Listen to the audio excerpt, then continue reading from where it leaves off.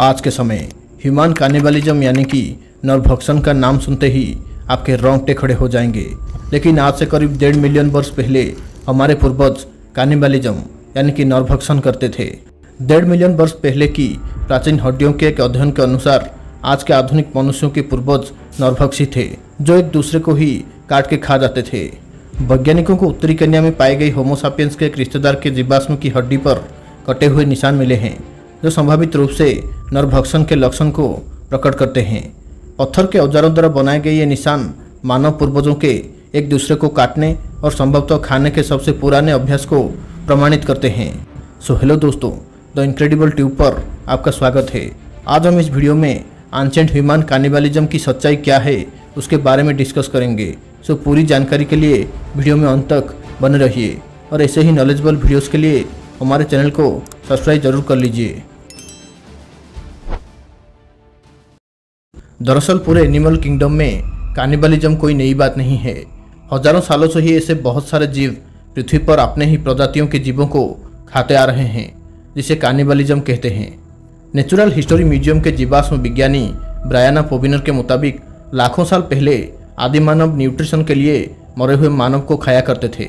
लेकिन जांच की गई हड्डी में पाई गई कर्स के मुताबिक यह आदि मानव कंपटीशन में खुद को जीवित रखने के लिए एक दूसरे को खाया करते होंगे।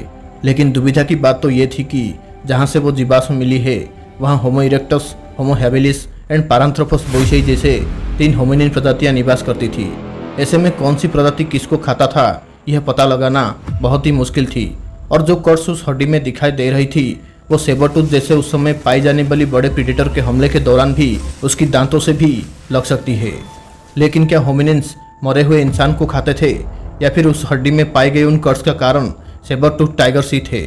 आइए जानते हैं। सेबरटूथ टाइगर जैसी बड़ी बिल्ली अपने दम पर शिकार करते थे, वह स्कैवेंजिंग यानी कि मृत जीवों को खाते नहीं थे। तो फिर होमिनिन की उस जीवाश्म में वो कर्स कैसे और किस जीव ने लगाई, आइए जानते हैं। इस कंफ्यूजन को दूर करने के लिए शोधकर्ताओं ने उस हड्डी की 3D मॉडल जांच करवाई। उत्तरी केन्या में पाए गए होमो सापियंस की उस अज्ञात रिश्तेदार की सिन बोन की जांच की गई। उस हड्डी की 3D मॉडल जांच करवाने पर पता चला कि उसमें पत्थर के बनाए हुए औजार से करीब 9 कट लगाए गए हैं, जो औजार उस समय आदि मानव इस्तेमाल किया करते थे, और 2 कट्स सेबरटूथ जैसी बड़ी जंगली जानवरों के काटने की वजह से हुई थी।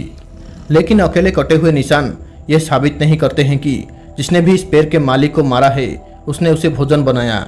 लेकिन पोबिनर का मानना है कि यह कैनिबलिज्म का सबसे संभावित प्रमाण हो सकता है, या फिर ऐसा भी हो सकता है कि किसी रिचुअल के लिए इस होमिनिन को मारा गया होगा। लेकिन कैनिबलिज्म यानी कि नरभक्षण को साबित करने के लिए खाने वाले और खाए जाने वाले दोनों को एक ही प्रजाति का होना आवश्यक है। प्रारंभ में इस हड्डी की पहचान ऑस्ट्रेलोपिथेकस के रूप में की गई और फिर 1990 में होमो इरेक्टस के रूप में इसकी पहचान की गई। आज विशेषज्ञ इस बात से सहमत है कि यह जानने के लिए पर्याप्त निर्णायक जानकारी नहीं है कि हड्डी होमिनिन की किस प्रजाति से संबंधित है। पत्थर के औजारों के उपयोग से यह भी साबित नहीं होता है कि कौन सी प्रजाति ने इस होमिनिन को मारा होगा।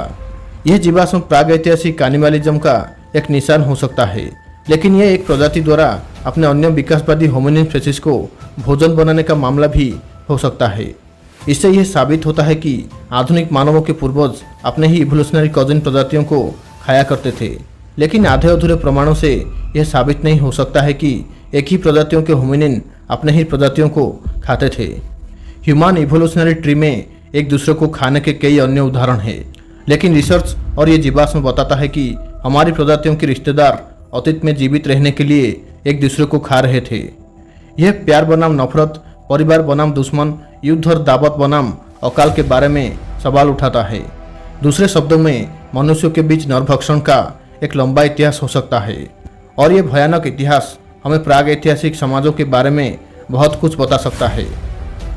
आशा करते हैं कि आपको यह वीडियो इन्फॉर्मेटिव और नॉलेजेबल लगी होगी। सो ऐसे ही वीडियोस के लिए चैनल को सब्सक्राइब जरूर कर लीजिए। मिलते हैं एक और रोमांचकारी वीडियो में। Thanks for watching.